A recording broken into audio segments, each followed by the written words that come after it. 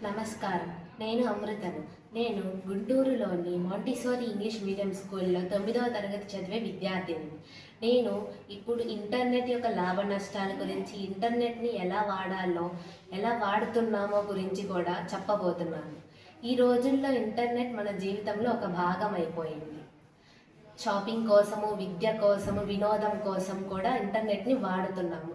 కానీ ఒక ప్రశ్న ఏమిటంటే, ఇంటర్నెట్ మన శత్రువా లేదా మిత్రువా? ఇంటర్నెట్‌ని సరైన విధంగా, అనుకూలంగా వాడితే అది మనకు ఒక మిత్రుడిలాగా ఉంటుంది. అది ఎలా అంటే, ఇంటర్నెట్ మనకి కొన్ని సెకన్లలోనే అద్భుతమైన సమాచారాన్ని అందిస్తుంది. ఆన్లైన్ పేమెంట్స్‌కి సులభంగా ఉంటుంది. విద్యార్థులకు చదువుకోవడానికి ఆన్లైన్ క్లాసులు, ఈ లెర్నింగ్ వీడియోలు నేర్చుకోవడానికి చాలా సులభంగా ఉంటుంది.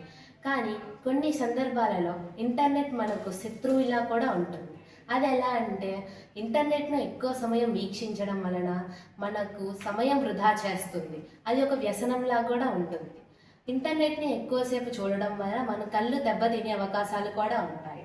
తెలియని సైబర్ లింకులు నొక్కడం వలన మనకి సైబర్ క్రైమ్ మోసాలు జరిగే అవకాశాలు చాలా ఎక్కువగా ఉంటాయి. దీన్ని ఎలా అరికట్టాలంటే, తెలియని లింకులు నొక్కరాదు. బలమైన పాస్వర్డ్లు పెట్టుకోవాలి. దీని వలన మనము ఎన్నో కొన్ని మోసాలను అరికట్టవచ్చు. చివరిగా నేను చెప్పొచ్చేది ఏంటంటే, ఇంటర్నెట్‌ని మనం నియంత్రించాలి. అది మనల్ని నియంత్రించకూడదు. ధన్యవాదాలు.